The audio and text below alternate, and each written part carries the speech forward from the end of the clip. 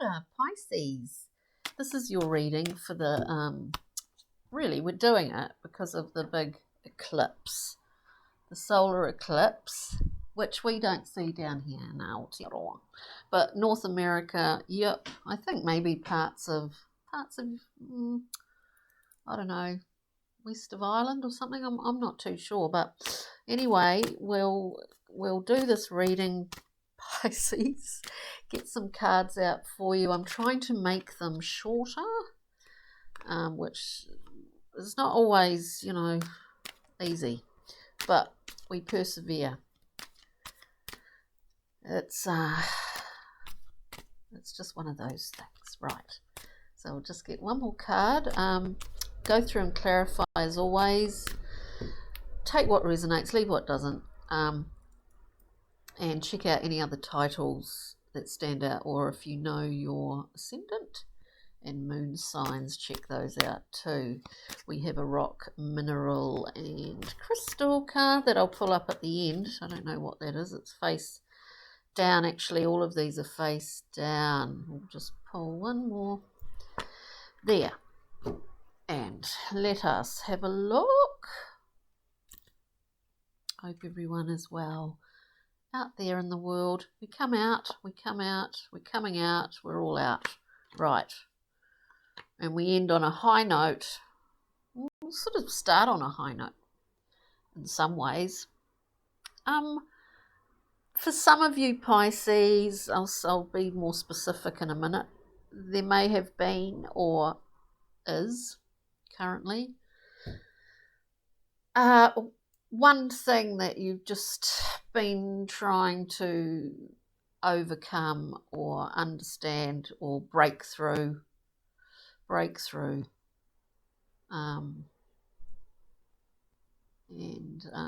Anyway, so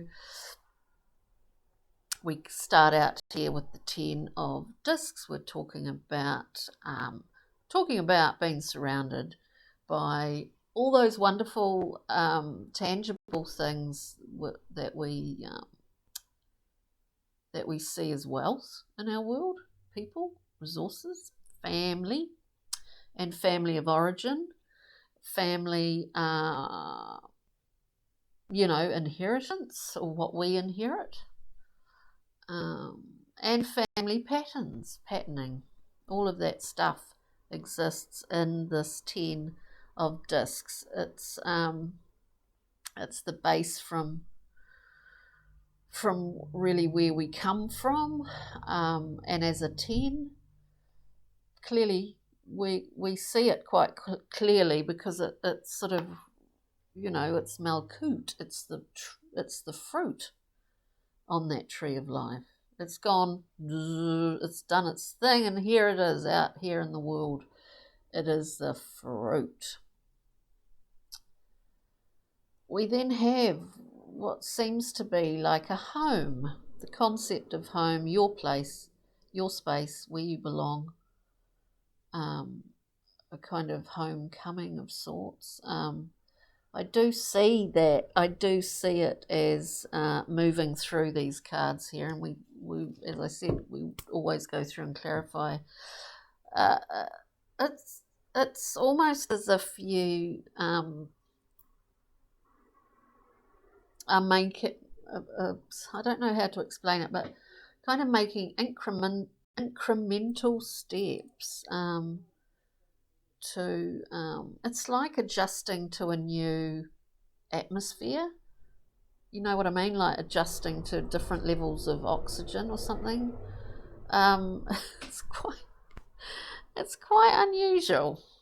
Well, I mean, I don't really ever think anything's unusual, but it's like adjusting to a new atmosphere, Pisces. It's quite interesting that maybe the two fishes swimming in opposite directions are starting to go in the same direction in some way. So as I say, 10 of discs, family of origin, all of that stuff. Foundation, our values that we learnt. And some of those things change those loyalties as well change sometimes, and that can be difficult. Then we have, as I said, the Four of Wands. This is your place and your space. It is a homecoming. In some ways, it's a homecoming in a less tangible way than what maybe, than what maybe it's represented as. Because we're talking about fire here with the wands. We're talking about, something that's a little bit more descriptive of spirit. So this homecoming, a more of a comfortable, you may well, Pisces, find yourself being quite comfortable at the moment.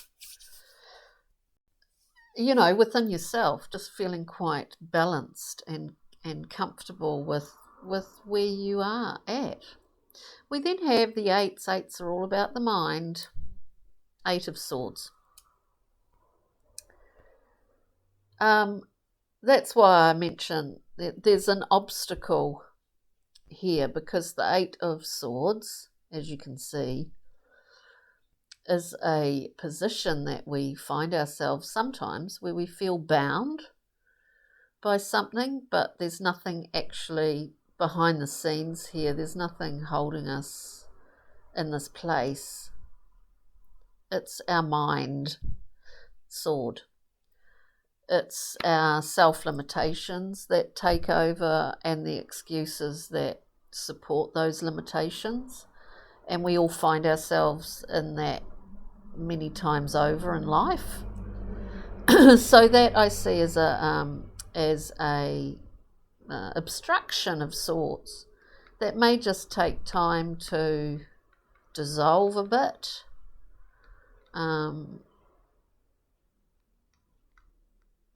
Maybe some clearer understanding of something that's occurred, or that's been going on for you. Maybe a clearer understanding allows you to release yourself from feeling bound. Because if you looked at this just straight off, it would sort of be like, as I did, there's a obstacle, self-limitation. Then we come here and see at the end that we have the High Priestess. So the High Priestess is that great intuitive goddess, you could say, that great intuitive force, and all its female. Now I'm talking about female as characteristic of that kind of internal intuitive feeling, energy. I'm not talking about gender. So we've got the High Priestess, who holds a scroll, who holds your personal records, if you want to look at it like that. Who holds the records of all the time, if you choose to, if you believe or go with past lives or whatever it is, who holds all of that information and all of the lessons that you've learned. And it's so boring, isn't it? But there's a lot of them to learn often. And that is the whole point of life, in a sense, isn't it? To kind of, like being jumping over many hurdles in a lifetime and pulling ourselves up and keeping on going and all of that sort of stuff. I mean, it's exhausting, isn't it? Really. It's a heavy, dense world that we live in. But anyway, Pisces, what I'm saying is it's very much family, where you feel that you belong, your place of belonging, where you are comfortable. And in saying that, it's less of a physical space. A limitation that might be holding you back, self-limitation. And then the High Priestess comes in when we may need some contemplative time, some, asking for some guidance, that all of that kind of stuff. And realizing that as a Piscean, that is a strong point, is it not? An intuitive capability. And I guess if that's important to you, that is something that you trust and all of that, not everyone does. But if it is, then, it may well be the case that there's a limitation in feeling okay about that, feeling okay about trusting your intuitive capabilities and your feelings. Maybe that's a limitation. I don't know. But anyway, let's go through. These are supposed to be a lot shorter. I find it almost impossible. Anyway, 10 of discs. We're looking at the base, the foundation, the values that were taught and how you carry those on, or whether you do or whatever. 10 of discs for Pisces. Please, can we clarify? Yes. Yep. Self-sustaining. Self-sustaining. This is a powerhouse card, the Three of Wands. In the Thoth deck, it's called Virtue. It's like having, when you see people jogging or something, and they've got like a little water pack on and a tube going into their mouth, and they can just keep going and going, and the water's going through their body, and they're sweating it out, and it's still going in, and they're sweating it out. It's like this self-generating Pisces machine. Could look at it like that. It's a very strong card on that 10. Strong will, the ability to keep going, and poor. It's like the wind is just always in your sails here. It's a strong card, and knowing that you are looking at the road ahead, and knowing that there's really nothing that can kind of trip you up anymore. 4 of Wands, please. Strength from family, understanding history, all of that stuff. There's a lot of strength of will that comes from understanding it and being proud of it, We're looking at the 4 of Wands. We've got the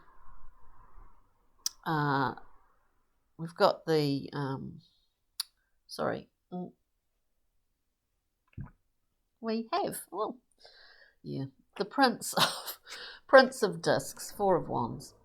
Prince of Discs, slow building up, a slow build up, slow release. We're feeding the soil here. We're getting a lot of, maybe felt like we've been doing it for a long time, because it does take a long time, doesn't it?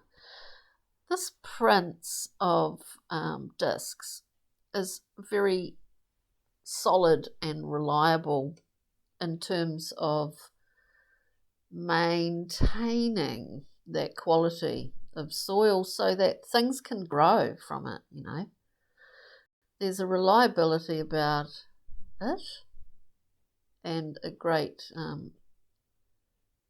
stability. Patience is probably the big thing, because we're going through here, we've got these globules of slow release nitrogen, slow release manure, something. It's a very patient character. And there may well be a project or a goal, more so, that you're working towards, and you're happy, Pisces, to chip away at it. That's another element to this reading. I don't want to start wandering off.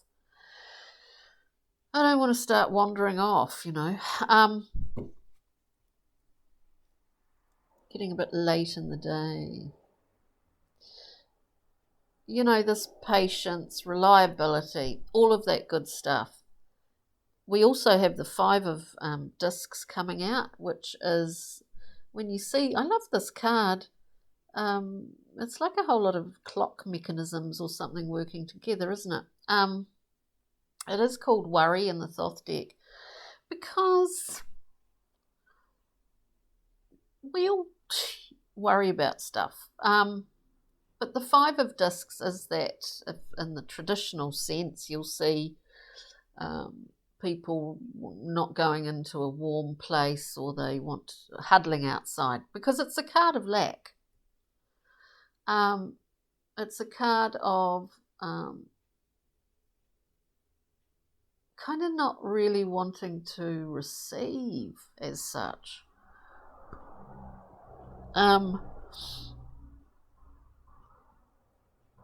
We all have that. I mean, because it's the archetype. It's an archetype that's been showing up in most of these readings, actually.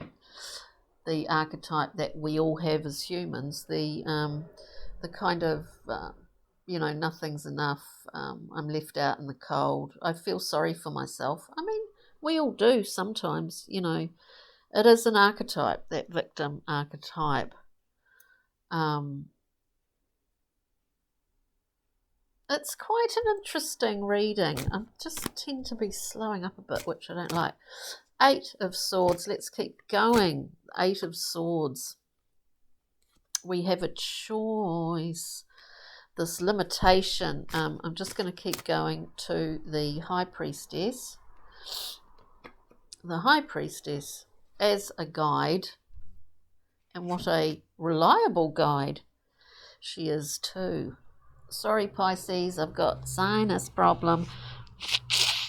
So we'll just blow that. Excuse me.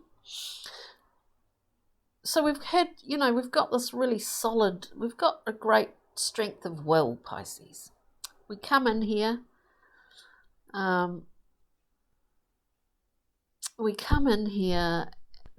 place of belonging. We may well be building that up. We're kind of, but it's kind of like, there's a reliability, but there's also that bit of worry going on in the background, which is quite natural when we hold everything afloat, isn't it? Eight of Swords, self-limitation in a nutshell. We have two cards here. We have the Fool. So taking off, throwing caution to the wind. We've got a well stocked up codpiece here, and because it is a card, representing that sort of fertile new ground. So there is fertile new ground in this reading, creating a new journey. We're stepping off. There's a freedom. We're not anchored by the past. And there's stages into getting into that point where we can leap off into a new journey. There are stages within that, are there not? Building up to that, I mean. And then we've got the Five of Swords. I'm not going to beat around the bush. The Five of Swords can be a difficult card. It can be in regards to deception, deceiving ourselves, all of that kind of stuff. And it just ties in with that eight of limitations, self-limitations. The beautiful thing that comes into it, of which again we all have, and the beautiful thing about this is that we come to the High Priestess. If I didn't hold her up, gosh, the High Priestess, the big kahuna, of the intuitive realms, we have the lovely Princess of Cups, this Neptunian creature. What you see is not what you get necessarily. And I often see this card as, you see this sort of in the Neptunian realm, you see a little ribbon of pink or something, and then it basically, like those lizards that kind of put up their colourful, suddenly there's a great fan, there's a great concertina of all sorts of incredible, amazing things. This is a card of great creativity, and the muse, as Pisces, maybe you're a muse for someone else, or that it's the inspiration for poets, for musicians, for all of that. All of these qualities maybe something that you embody, at this time. And you'll soon be getting some messages coming through from that because of that maybe, or whatever. But we have 8, lucky number 8, another 8, card of the mind. Again, but this time round it's